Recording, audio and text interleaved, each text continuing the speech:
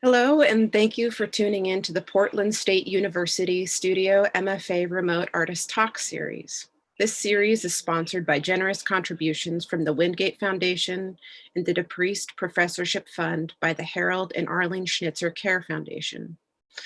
We would like to start this event by acknowledging that Portland State University rests on the traditional village sites of the Multnomah, Cathlamet, Clackamas, bands of the Chinook, Tualatin Kalapuya, Molalla, and many other tribes who made their homes along the Columbia River. Multnomah is a band of Chinooks that lived in this area. We thank the descendants of these tribes for being the original stewards and protectors of these lands since time immemorial. We also acknowledge the systemic policies of genocide, relocation, and assimilation that still impact many Indigenous Native American families today. We are honored by the collective work of many Native nations, leaders, and families who are demonstrating resilience, resistance, and revitalization, healing, and creativity. We thank and honor the original caretakers of this land and support models of action, of reparations, and decolonization by our connected communities. This series brings together artists, curators, and critics from a variety of disciplines to explore the subjects of their work before a live audience. All of our lectures for fall term are being held remotely and are live streamed through our PSU YouTube channel. Please make note of future talks by Christopher Ho and Adam Kuby in the weeks to come. You can view the schedule for our upcoming artist talks on our Instagram page at PSU Studio MFA. At the end of this morning's presentation, we'll be having a Q&A with Kite and the MFA cohort, and we will also be fielding questions through the live stream chat. Today, I have the pleasure of introducing Kite. Kite, AKA Suzanne Kite, is an Oglala Lakota performance artist, visual artist, and composer raised in Southern California with a BFA from CalArts in music composition and an MFA from Bard College. She is currently a PhD candidate at Concordia University, where she is a research assistant for the Initiative for Indigenous Futures. Her research is concerned with contemporary Lakota ontologies, which include non-human beings and the development of protocols and relations for stones, metals, and artificial intelligence through art making, research creation, computational media, and performance practice. Recently, Kite has developed machine learning body and hair interfaces, carbon fiber sculptures, and immersive installations. Kite has also published in several journals and magazines, including in the Journal of Design and Science, MIT Press, where the award-winning article, Making Kin with Machines, co-authored with Jason Lewis, Noelani Arista, and Archer Pechawis, was featured. Thank you so much for speaking with us today, Kite. I'll let you take it from here.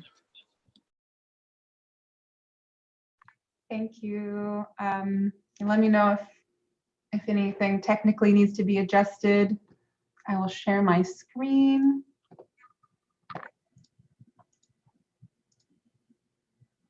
So I think I'm going to talk for about 30 minutes. And I am always looking at the chat in case you can't hear me or something. So I will give a background of why I do the practice that I do and a little bit of how I do it, and introduce some of the more conceptual ideas that I'm working through. Generally, when I give like a super formal talk, I call it this non-human futures talk, and I'll talk about that. But if you are interested in my work, that's my website, and I have a record label, Unheard Records, and we have some good sounds up there, experimental sounds.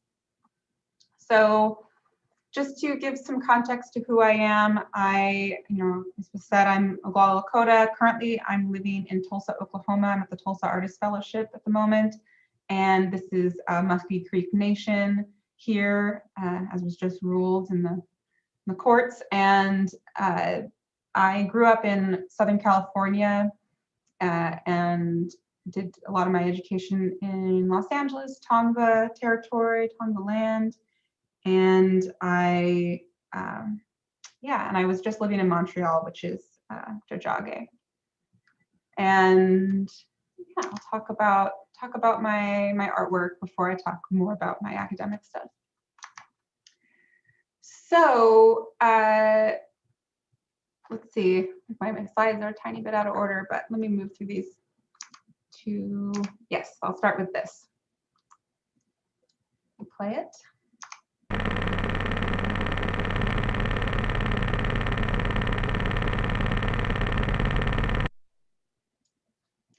So this piece is kind of the place where I started thinking about my body in relation to the computer. So I was a violinist growing up. I played lots of classical and klezmer, but when I got to college and I started to think about art or what I was actually doing with the violin, what became clear was I was interested in the dissolution of myself, the dissolving of my brain and the through the body. And when I got to my undergrad, this was amongst my thesis piece for my undergrad, and I was placing stones on the ground. And when you get to about 80 different tones, your brain starts to perceive noise. So I was thinking about how we perceive infinity. But actually what happened was, as I placed the stones, I had an accelerometer on my arm. And when I placed them on the ground, I was doing something. I was getting to the place where I would get to when I played violin, where if I was playing solo, my mind could leave my body, and I could feel the edge of that when engaging with the data, sonifying the data with my arm. And this was so early on in my thinking, but I knew that there was something about the what I called tactilization in this circular process where I was not only sonifying the data, not only visualizing the data, but I was tactilizing it. And I'm always reminded, and throughout my whole practice, the more I learn, the more I am connected to concepts that that are new to me. So back when I did this, I was barely thinking about Lakota philosophy or ontology or epistemology, but I learned that when I asked my grandfather about making a new song, he always points to his throat. He says, this is where it comes from. It comes from a physical place, but I also understand that it comes from the beyond. So my understanding of learning songs and creating something, especially live, is I'm listening while I'm hearing, while creating, while knowing, while channeling, but listening is at that core for me. So I started making body interfaces out of carbon fiber. My partner, Devin Ronneberg, who I collaborate with a lot, is a experimental aircraft designer. And so I got really familiar with this material, which is a very interesting material to me. And I'm very committed to making simple, replicable interbody interfaces. And I don't need a ton to explore the complexities of tactilization. So these were initially part of an installation and performance called People You Must Look at Me. Here's me wearing some of them. And I will show you a little video about how these were made. So this is the open source interface that a collaborator of mine, James Hurwitz, helped me get started so long ago now, and it's got pitch, yaw, and roll, and this is very similar to the way that I still use even as the interface has advanced. And this had force sensitive resistors. So I'll play a little bit of a performance. So this is People You Must Look at Me.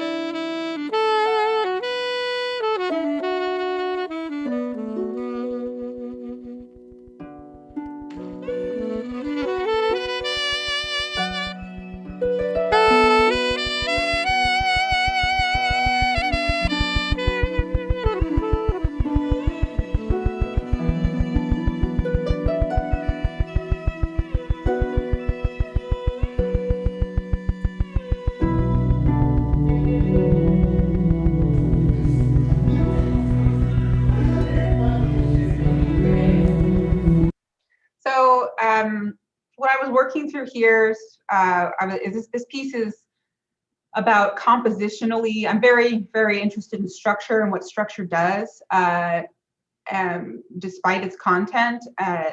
This piece was about compositionally enfolding a death at my family in a cocoon of storytelling, where at the center was an event, and then in this, I think it's about a 20-minute performance, there's one-to-one tactilization, more loose tactilization, and then finally at the very outer edges, a spinning, almost disconnected connection between my body and the sound and the video. So I'm thinking about entwined listening, where listening is the driver. The body moves and the sound moves, and I follow the sound, but it keeps moving. Usually I perform this with 4 speakers around me. And then I created things that the audience could wear back when we could touch things in public. And this, you can see in this documentation in the installation that these are just data streams. And I was interested in there's so much, what seems is just like the data that's straight coming out. You can see the temperature scrolling by live. I'm wondering how many steps of mediation between myself and the data can there be? How few steps of mediation can there be? So I'll talk about one other performance right after this. And this piece was about, this was also very concerned with composition. I'm very interested in composing systems and structure rather than specific notes or specific visuals, or so I'll play a little bit of this before I talk about it. Skip past myself talking. Here we go.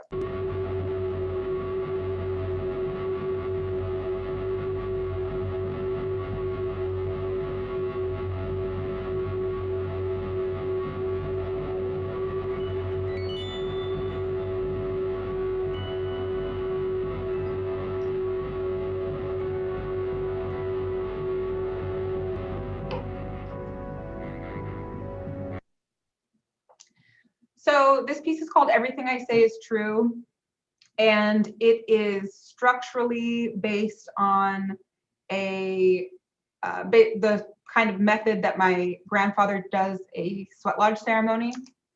And so in this piece, I took the structure, I analyzed what he was doing and the order in which he did it. I took out all of the content. I said, well, you know, obviously I'm not here to share, I'm not trying to replicate a ceremony. I'm trying to say, how does he convince me that to believe him? How does he convince other people that what he's saying is true? And he did say to me, he said to all of us, everything I say is true. And you know, and there's that moment, I do believe him because when we're doing ceremony, everything is true. And instead I filled it with what I'm very interested in: American conspiracies and our belief in physics, our relationship to truth, positivism. There's so much to explore. But he had, I'll show you some video, some stills. So this is the land that we are buried on in South Dakota. This is the USGS map I've taken.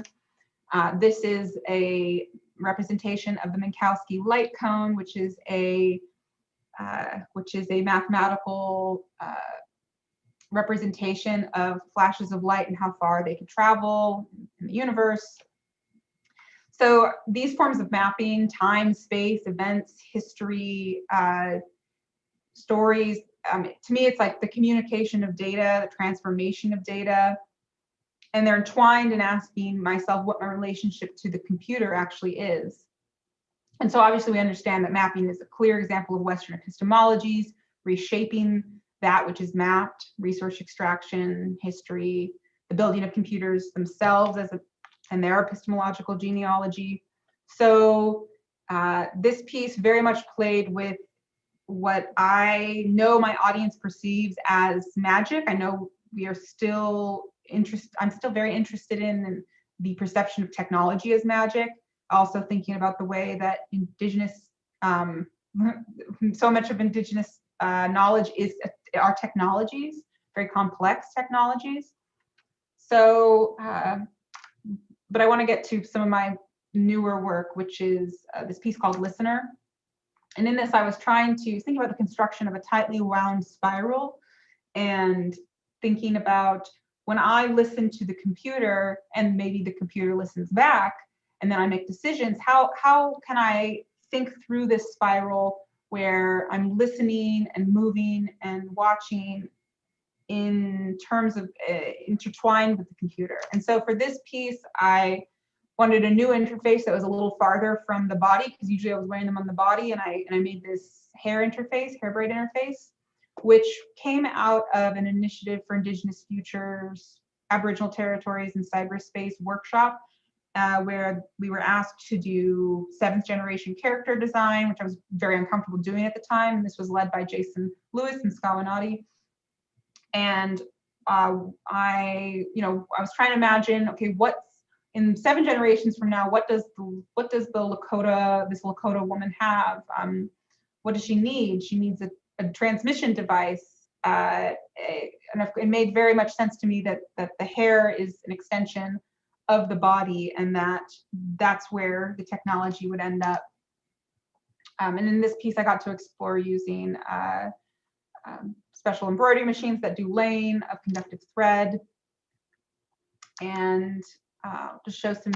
And particularly important to me was that I get to show this work closer to my community. So I had the honor of showing it at Racing Magpie Gallery in Rapid City, South Dakota, where family members were able to come and see the performance. I was able to be more open and giving. And usually I'm very protective of my performances because sometimes they're very painful physically and psychologically for me. But here I was able to do it for my family and my extended family. And so in this case, I made sure whatever the words I was saying, which are very convoluted, were up on the wall. Let me play a tiny bit of this. Oh, well, I guess I won't play it right now, but it's on my website and on Vimeo. And in this piece, it's a lot of my work, most of my work has live components. So in this case, you hear the live police scanner from whatever area I'm performing in. You see a video of the outside. You get live streams. It's all about transmission. And then when I'm talking through the poetry, it's scrambled live and algorithmically. And in this performance, so this one bubble you're seeing is my extrapolation of Lakota women's geometric designs, where when I look at them, they're like L systems. They could be infinite because they grow out of each other. And it was generally whoever wanted to take up this women's work. It's a specific style of dreaming and envisioning in Lakota culture, where people who wanted to have the man's role of doing the figures. So if you see ledger drawings of human figures, and this was more generally done by women, and it's a semiotic language, and it's so giving to me. So on stage, I'm performing with my hair braid, and the hair braid is affecting a synthesizer, and then the machine learning algorithm, which I use the Wekinator, is listening to the tones and listening to the frequencies of my synthesizer, and then it's turning this I think of it as a compass, and then I'm watching the compass and moving the braid through space and trying to recite all this poetry. So you can dig into that more. I have some other projects that are dealing with archives. This is an archive interactive piece called Better Off Alone, where it's got my personal rave archive, my rave poster archive, and my collection of Pocahontas memorabilia from my childhood, and YMCA Indian princesses activities that I did. And you are able to sit at a computer and type into a chat room, which is connected to wherever I am in the world and everybody else who's in the chat room, and it sonifies drum and bass as you play, as you type to me. I do a lot of collaborations as well. This one is from Something Is Coming, a collaboration with the sound artist Nathan Young. This one is a collaboration with Althea Thalberger. And I actually want to show, I'm excited, these are up right now, even though no one can go see them, at the Musée d'Art Contemporain in Montreal. And it's called The Mac Intersects with Maka Onia, and it's collaboration with Devin Ronneberg. And these are, again, those USGS, the USGS data laid like Borges' cartographer's map laid over the data that is cut out, and then I wanted it to look like the entire gallery was intersecting with parts of the land that is so far away. I'm also working right now on these textile scores, trying to think about if I'm carrying like the score as like a prayer in my pocket, and I touch it, I'm tactilizing it. What happens when the musician feels these shapes? What happens when we see them? So I'm very excited about those.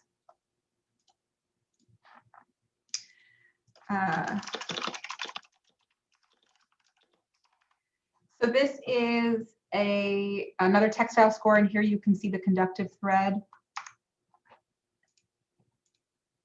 So let me talk about non-human futures a bit.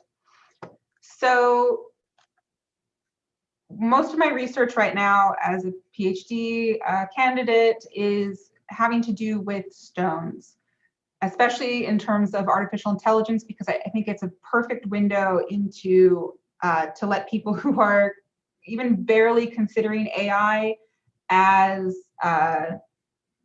having maybe some level of personhood, into access into the whole world of non-human communication. So this is about future relationships and forming future relationships to the non-human through technology and artificial intelligence, because we know that humans are already surrounded by so many objects which are not understood to be intelligent or alive, unworthy of relations or respect or reciprocity. So the question to me is, how can humanity create a future with relations between technology and AI without, guidelines, without very ancient, time-tested, ethical, ontological orientations which say who we can be in relation to, how we can do that in a good way, and who can we not. And of course, that is so contextualized based on where you are, who you're working with. When we talk about how Indigenous ethics springs from the land, it's because those ethics are so specific to each small area. The words for things in our cultures. Remember how diverse language was on this continent, especially on the West Coast. That's been so many specific understandings and truths and knowledge for each place.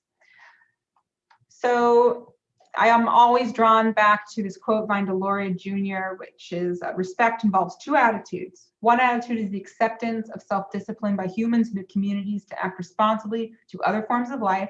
The other attitude is to seek to establish communications and covenants with other forms of life on a mutually agreeable basis.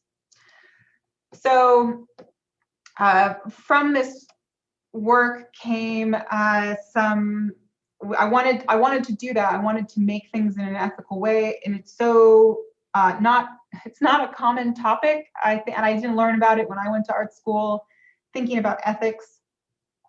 But when we made this is a collaboration between myself and Devin Ronneberg, and we consider it it's an interactive machine learning sculpture with braids that go down to the floor.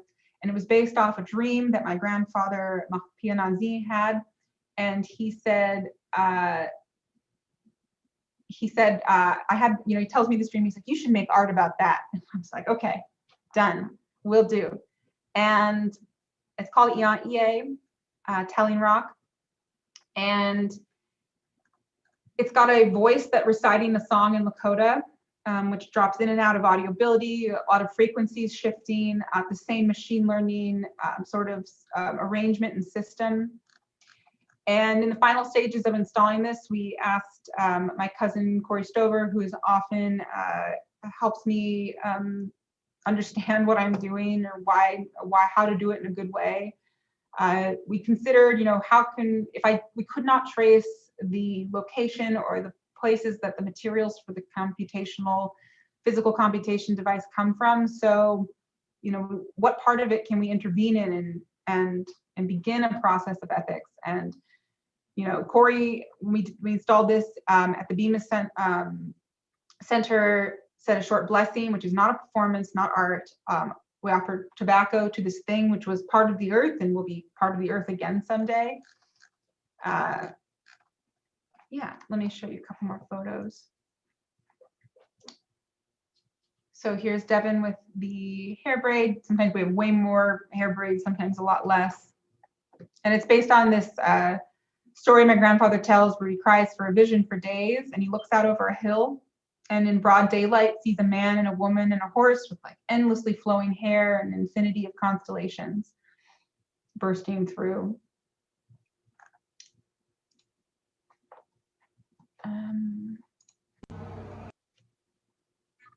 Here's Corey, my cousin Chevelle, myself, and my partner Devin's on the far right, far end, and then another artist from the show. Here's my grandfather and myself. And then here's the song.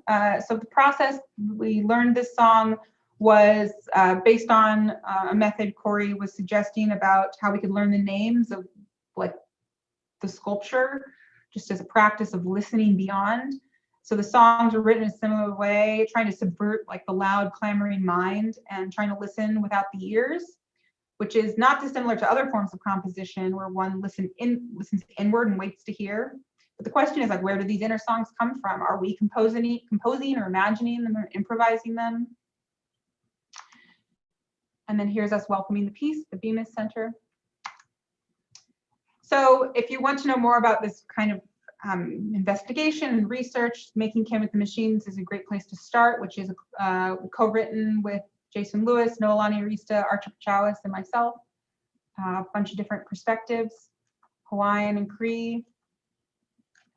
And so this becomes part, there's also this piece on my website called It's Not Done Through Our Mind, It's Done Through Our Spirit, which is an interview with my grandfather.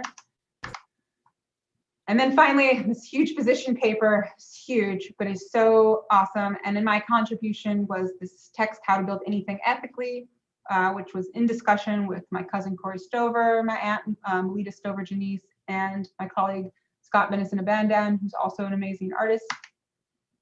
And my piece kind of boils down to this provocation, which is, it is possible to build anything ethically. It's a choice by which, it's a choice whether we do it or not. And so you can replace AI in this confluence with anything, with an artwork, with a poem, with a conversation. And I ask myself, okay, if I'm building something, it has all these confluences, these streams of protocol. And so on the right of this, you see we zoom into one of these streams. Let's say we zoom into the physical computing device, which is easy to help move over to like a physical artwork. Consultation, identifying stakeholders, raw materials, compensation for those, building it, preparing, construction, running, transformation. So transformation is so important. I consider transformation very sacred. Welcoming, we were able to do the welcoming. Otherwise, that piece we did was total failure. Running the piece and the death cycle, which is so important to have a death cycle for something. So this applying to all these different protocol streams. And in order to do this, I constructed it from investigating how a sweat lodge is made. Again, this idea that structure can help us guide us towards ethics. So I looked at the sweat lodge, what raw materials were in that and how are they collected in an ethical way. For example, we need all these willows. If we take all the willows, they're all gonna die. You can't take the whole family of willows. You can only take some of them. So I just want to show one last thing. which is on my website.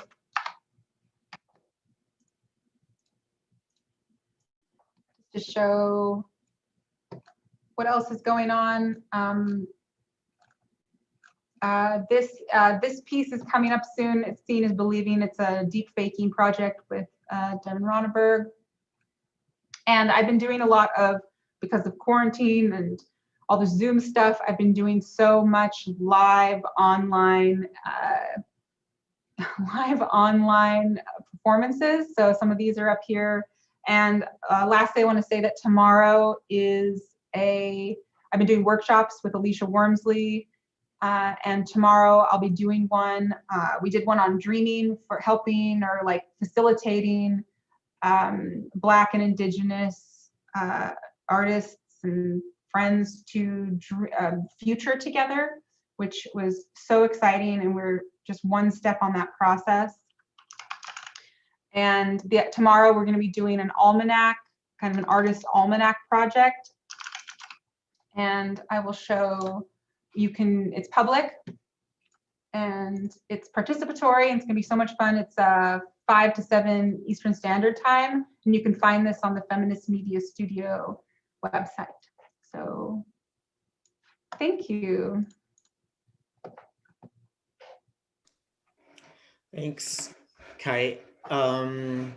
Now everyone can go back into our chat room, or I guess if you would unmute yourselves, and then we can proceed with a conversation with Suzanne. That was wonderful. I guess to kind of start off, like, I'm like really interested in this question of ethics as it relates to AI and technology in general. And I'm kind of wondering if, given this, like you're doing a lot of research on this, are there like pre-existing models that technological institutions have adapted to be more ethical that you know of? Not that I know of. I mean, I think there's a lot of research being done. I think about the work that Loretta Todd is doing, and that Kim Tallbear. There's a lot of Indigenous researchers who are working in science technology studies and trying to dig into this, but I've never seen a large scale anything. No, that's really interesting. It seems like conversations like that, now's like a really good time to start those conversations. But I guess it's like I was like really interested in the model, or like the list of things that you kind of like presented in relation to like building a sweat lodge, for example. I guess I'm kind of wondering, like, what do you think it would take for like technological institutions to get to a place where they can operate in a ethical way? I mean, I don't know. I cannot imagine why they wouldn't want to. I mean, besides, I mean, the level of greed is insane. I just don't understand why that's not a goal. I think that the only way to get there, I don't know the way to get there. All I can do is provide that's the thing. It's like, people are like, what do we do? Like, how could we be more ethical? How do we how do we take care of the land? How do we do any of this when the models are there and the answers are already there? We already have the technology to do it. We've had the technology the whole time. Thinking I'm doing these resource and futuring exercises recently, thinking about how abundance, how we know we have everything we need. It's just the protocol by which we do it, and hopefully that's coming up. But Indigenous ideas might be safe and okay to express now, but it might not be safe in 10 years because these tides turn very quickly for us. Right. No, that's really interesting. Like, it seems often when, I mean, this is just an assumption, but it seems to me that perhaps like companies like Facebook or Instagram and like all of these places that develop technology, probably their ideas about what ethics means to them is superseded by the fact that they feel like delivering platforms for communication automatically is very ethical and like they're providing a service in some way. But actually, those platforms are within the confines of systems of power, and I think that it would take a while for them to understand that what they're actually doing is claiming power as opposed to distributing it. Yeah, and this is reflective to, that's why I'm very interested in the roots of things, especially in ontologies, in what gets to be a being, because I think in art context, I often see people like excuse themselves or excuse their practices from the engagement with ethics, which is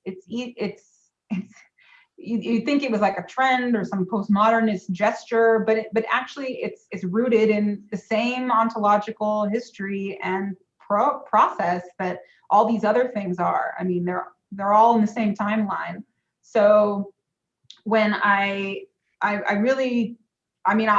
at the same time, I'm interested in using tools and thinking about how, like, kind of like being like, how can I do this ethically? At the same time, I'm totally comfortable with using totally unethical tools like deep faking to try to explore them and understand where the edges are. You know, I think about that light cone. I think about where's my exit? Like, can I move away from this timeline?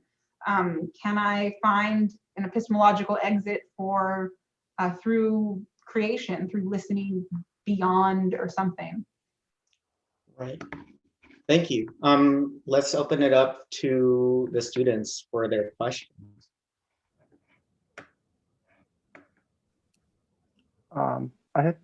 We had Julia, who's just not able to read the questions, but I had two from her. If I could go over those.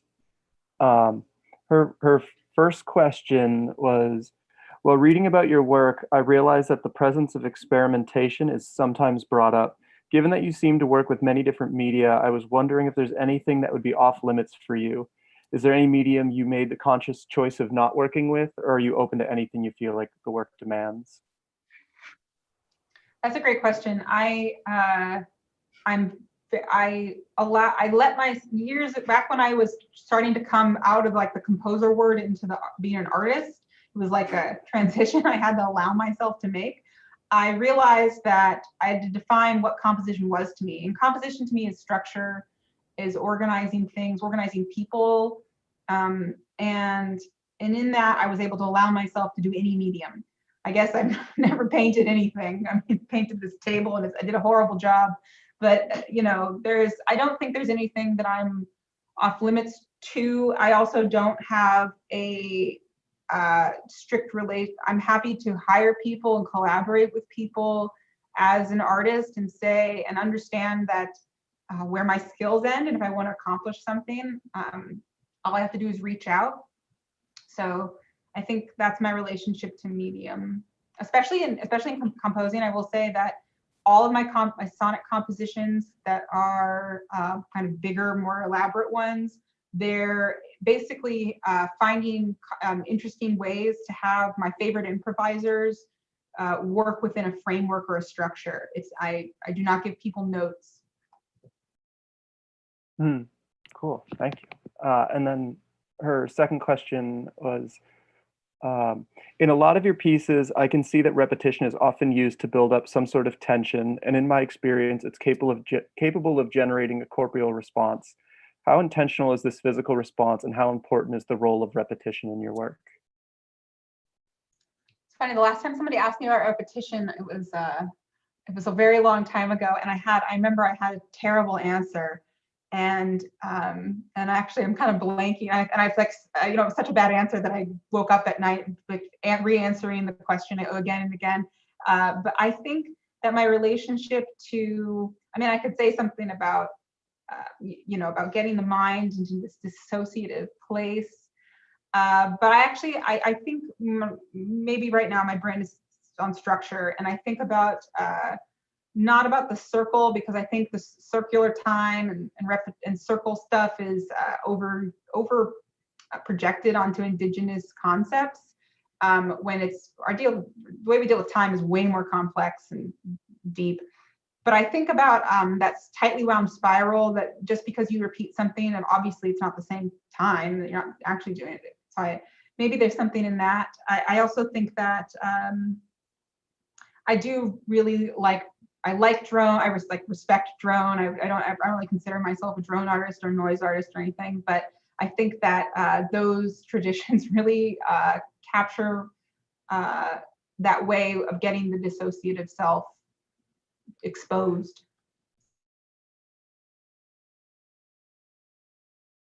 Cool, thank you. Yeah, I've always similarly, I've used synthesizers a little bit for some drone things, and yeah, that kind of immediate like mental space it brings is always really interesting.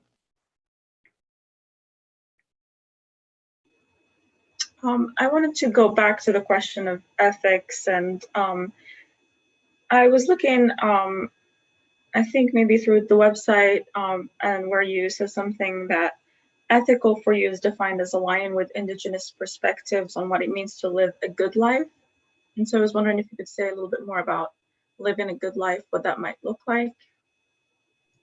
Yeah, I think that specific good life, I think, is maybe it's a Cree line, because in Lakota we say good way, and the good way is something. It's like most Lakota concepts that I listen and I try to learn about.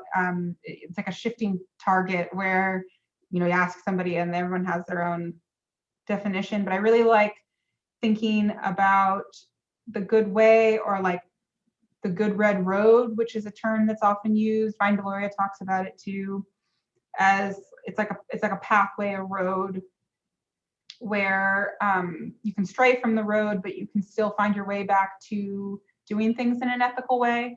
But the way I think about Indigenous ethics is that they're generated from context, from cosmological context, from land, from relations, from other beings, seen and unseen, physical and non-physical. And that ethics it's only possible through context. It's not like you can't move something out of its context and retain its ethics. So that's kind of the way today I see a good way. I don't think I have anything to say about a good life, but there are very defined Lakota values. It's very structural. We have 7 rights. We have ways of understanding. There's what I love about learning more about Lakota philosophy is that there is, while truth and reality are a shifting target that can be defined and redefined over and over and over. Maybe that's the idea of repetition. You tell a story. My favorite person to read about this is I've been reading Leanne Simpson over and over, and she really does that process and makes it clear. But the way I kind of lost my train of thought, but thinking about how much I love Leanne Simpson, As We Have Always Done is my favorite book right now. So yeah, I lost my train of thought.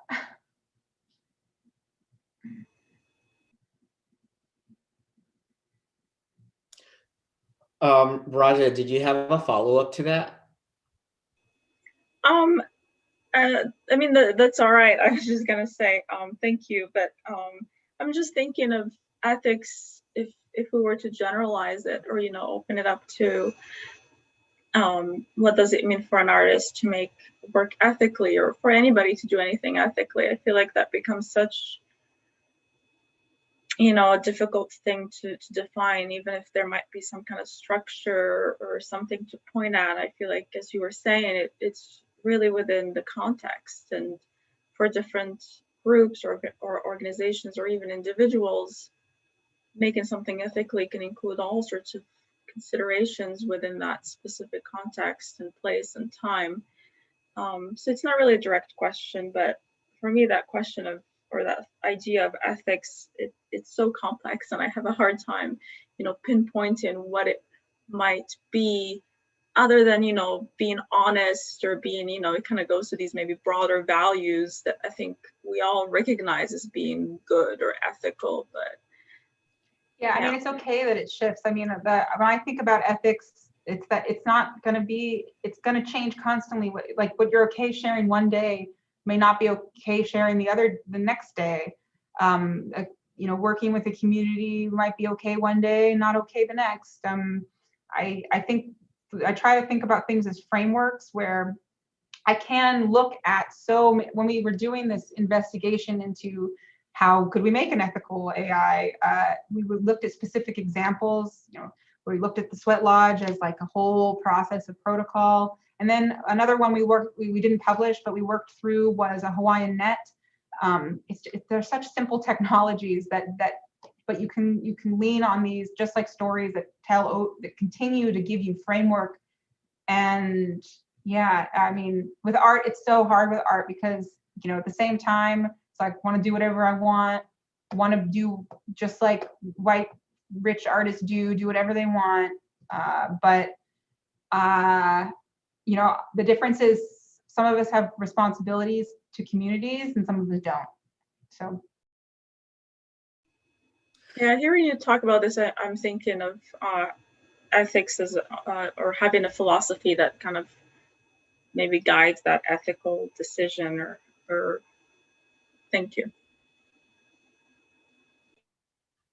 Yeah, and I guess to kind of jump off of that, kind of like for me right now, I'm like asking questions like around what would constitute a global form of ethics and how might that be disseminated through technology. I'm also like, I also started thinking about you as an artist, Suzanne, and given that museums, various different cultural institutions are founded on like, they're based on like unethical foundations, as we're like kind of articulating them at this current moment in time. Like, do you often think about that? Do you think about like the spaces that you operate in and like how your work kind of like takes on like kind of like moves on into a different trajectory, and like do you think of your work as service toward those institutions? I guess I'm wondering like how you conceive of your relationship to institutions. Yeah, I consider myself extractive. I have my own goals. I have my own goals completely outside of institutions. I have the people, the future to consider, and I can, just like the institution, it's reciprocal. And you know, they pay me, you know, and I give them something, and I give them whatever's safe enough for me to give, or what is useful for me to give. And I consider, and I keep it at that reciprocal, respectful space. And if they don't respect me, well, then I don't want to work with them. But I keep in mind that communities can't be made, they can't be like forced into existence. And just because an institution like does a little bit of Indigenous programming doesn't mean they're decolonized. And but I have like, I think I'm very clearly defining my limits and my expectations. My expectation is that I take what I can, so I can build the future that for my family, and you know, and I try to do it in a good way. Sophia has a question. I was wondering if I could ask you about your process. Yeah. Well, when you're like talking, it sounds so expansive and universal, and I've been thinking a lot about space and time, and I was looking at one of your installations and it almost looked like a galaxy, and so I was wondering in your research process, like how far do you go back on the timelines? You're talking about timelines too. Yeah, I have this one piece that everything I say is true, where I'm wearing a dress, and on the dress are concentric rings of time, and it's also like I'm romanticizing the timeline on purpose. And so the outer edge of the dress is the infinity symbols, and then you come in and you've got like this word ehani, which means a long ago or always, which is a great word, and then in, I've got all these time scales and events that allow me to exist, and then, or allow the art to exist. And then at the waistband, I've got the 4 sections of the piece itself. And then, you know, it's a total romanticization. But the more I researched this thing, this is like my sticky note. So I remind myself about this light cone at all times, because what I thought was just this light cone idea turned out to be this idea called, I think I read about it and then I forgot about it and I read about it again. It's called a kapemni, which is a twisting vortex.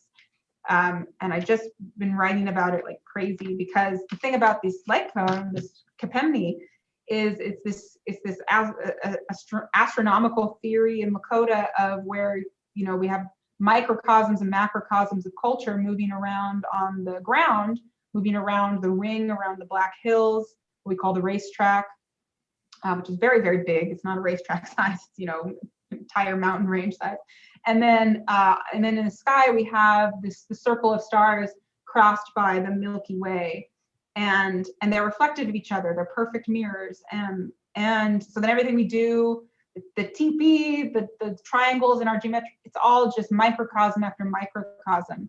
And so I'm in that right now, trying to think, and because every time we do ceremony in these circles, the understanding is that there's a group of people doing the same ceremonies in the spirit world. And so I think that's cosmically where I'm at.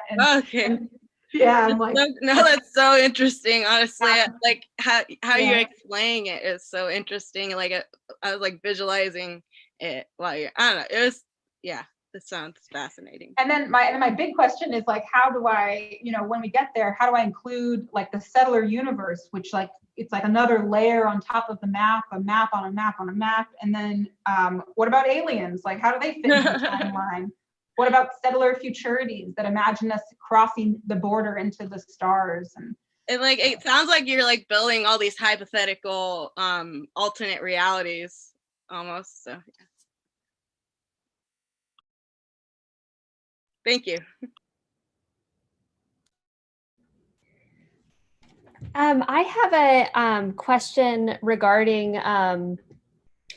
the way that you discuss transmission. I'm kind of grouping these all together, and I'm sure that they're distinct and different, but transmission or like disassociation and intuitive knowing, and resolve that with the like academic model of research that's very much like based on best data available, and it's kind of this building up of knowledge based on other people's research, you know, et cetera, and how those combine in your work. So like transmission versus the like Lakota way of epistemology versus like Western epistemology. That, yeah.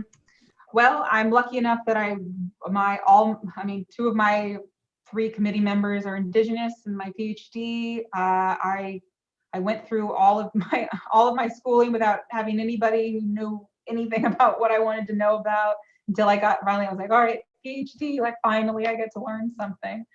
It was like the world was blown right open, which I'm really glad I decided to do it, because I had no interest in doing it at first. And the way I think about,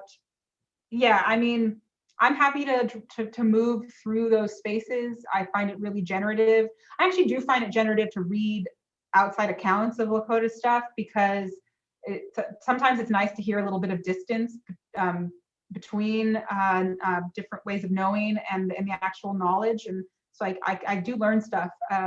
But of course, my answer is that I'm so grateful that I can do my research on my own terms, do autoethnographic stuff, use outside resources when I want to. But basically, I get to do my research through making art, which is the way we've done research, art and conversation and consultation. So I'm lucky, but I'm coming late to a very long war against Western epistemology. Thank you so much for sharing your work with us. Are there any other questions? I actually would like to follow up on Darby's question. So you're able to write your thesis for your PhD with your the work that you showed us as the research, and then you were also showing us the data stream. And I guess so it's maybe two questions.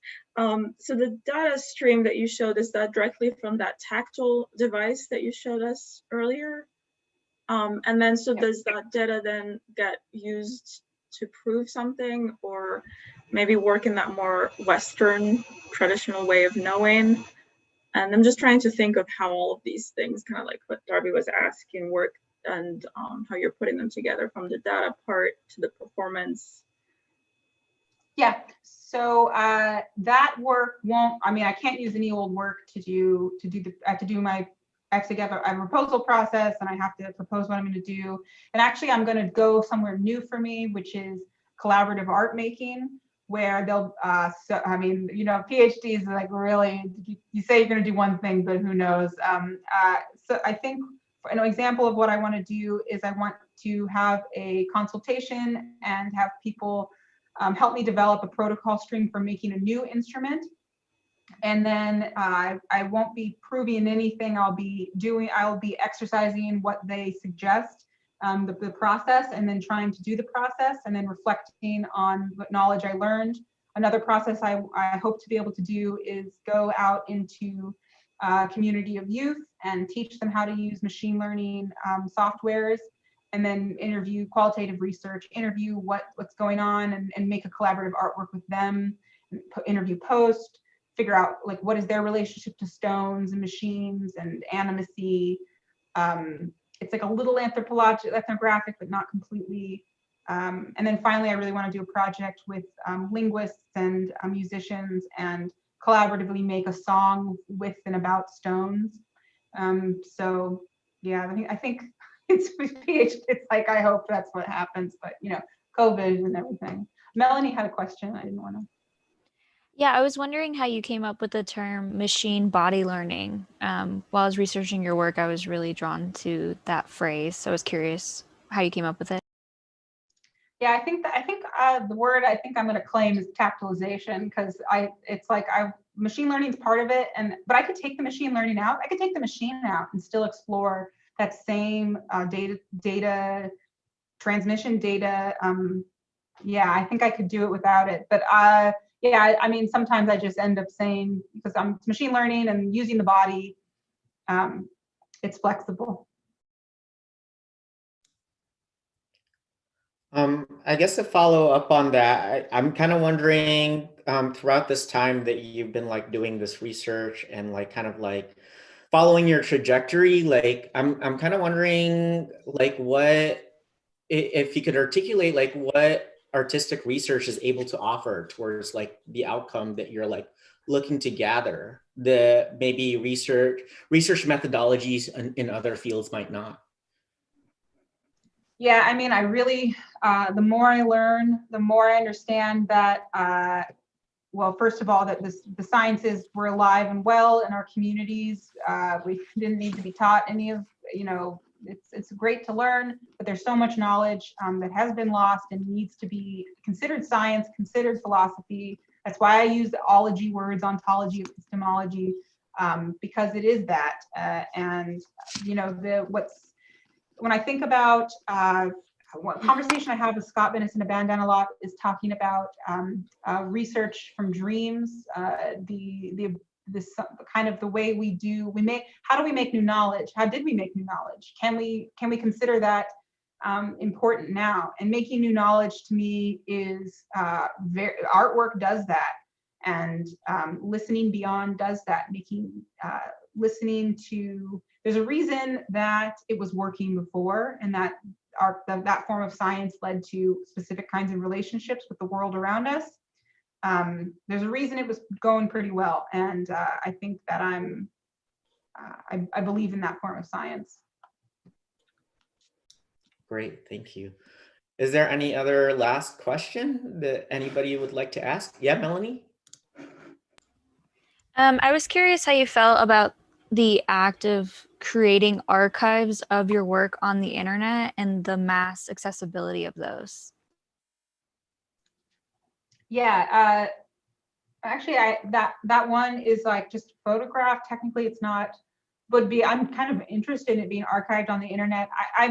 That piece is.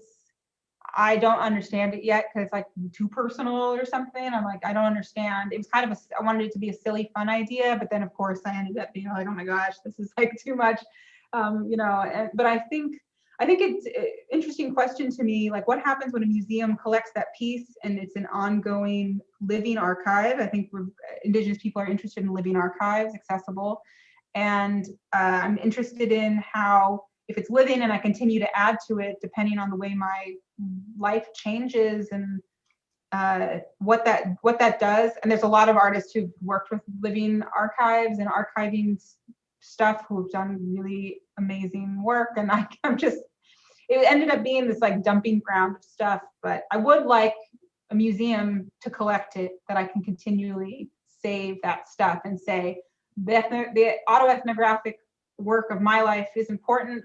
The women before me, their lives were not considered important. They were considered useless and they were forgotten and pushed aside. And I think their life, whatever little I have of them, I want to archive and say, like, I lived, I survived, and and some of the stuff was cool, and some of it was lame, and some of it was like crazy, but I was a real person, which that's where I'm at with that. Who knows? In 10 years, I'll be like, actually, it means this.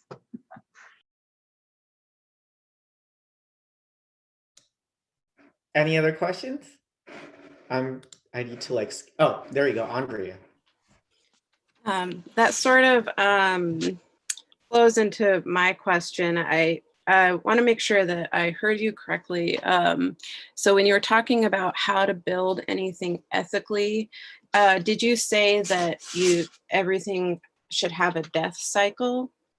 I was wondering what that means to you in terms of the materiality of your work, and what that means for you as an artist, and like at what point does work become archival, and does that mean that it has reached its death cycle when it's an archive? And yeah, just if you could explain a little more about that. Yeah, I'd say that the piece that I tried to do, attempt an ethical way, it's not ethical, total failure, doesn't have a death cycle, no idea what I'm going to do with it. I think that my work has never been collected yet, so I would love to have that conversation with an institution. There's a lot of the Initiative for Indigenous Futures has an Indigenous digital archiving project, which they've been considering this and working on this. And there's some methods that have been proposed. I would love to deal with that idea. I think that that could be an entire piece on its own.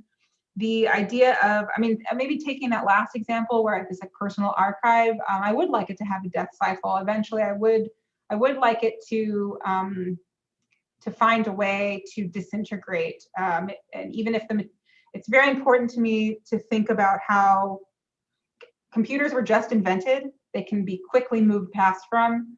A lot of things that we deal with now, we feel like technology is permanent, but it's not. And I hope we can get to, as scary as biocomputing is, it'd be great if our things could actually like disintegrate when necessary, because there's that logic of that worked. It did work with entire civilizations, with things that came and went. We learned from them and we reprocessed. But there's a difference between something being like genocided out of existence and being like allowed to naturally decay and return to the cycle, even with knowledge.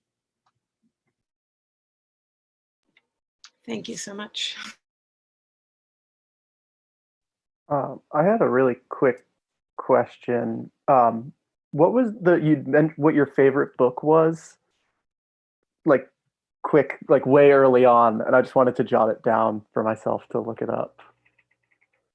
I have a bunch of favorite books, but I think I was talking about Leon Simpson's As We Have Always Done, which is what I'm reading right now, which yes. I'm teaching Indigenous feminisms at McGill, and that I think that's like it's contextualized. It says it considers feminism through this idea of kwe, Anishinaabe kwe, and it's very focused on two-spirit kin.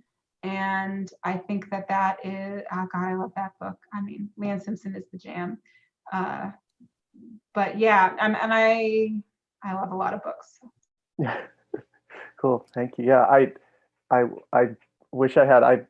It's so fascinating, all the different topics that you're bridging together, and the way that you're able to pull them all together so cohesively is like really amazing. So I'm like struggling to come up with questions because it's just like so many interesting things.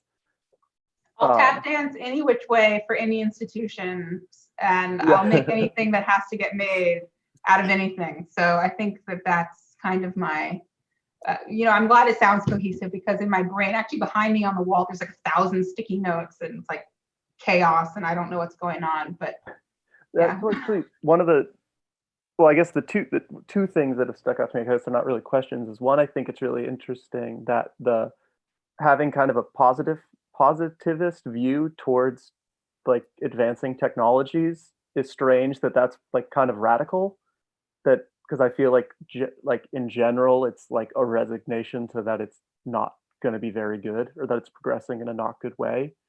And so I think that just like hearing that come up is weird, that I'm like, oh, I guess that is the thing. Like, it doesn't really even think about it. And so that to me is very interesting. And the other thing that sticks out to me a lot, and with like what you were mentioning with all the post-it notes, is that I think your ability to like quickly transition to collaboration with other artists is also like, I'm just going to keep dropping interesting, but I think that's really interesting. But also it seems like there's a lot of internal collaboration, like within yourself, within like different identities, and then these different like areas that you're accessing, and like so many different elements just internally as well. And that also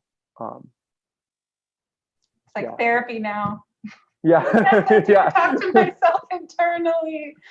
Yeah, thank you. That's I feel like I can, unavoidable sometimes. But sometimes artists don't allow themselves to like do all, be all. Like you can do whatever you want.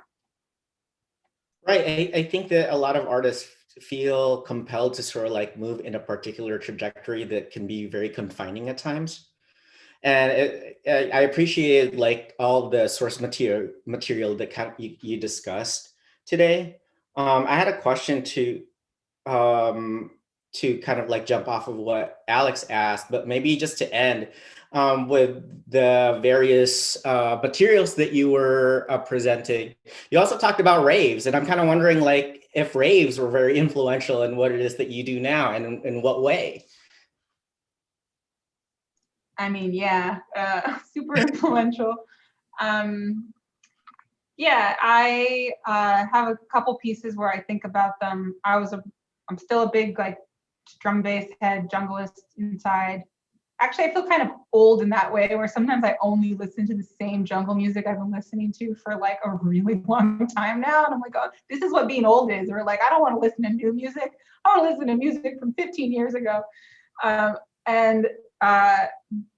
Very influential. The way I connect that now is thinking about how I come from generations of people moved by the Indian Relocation Act.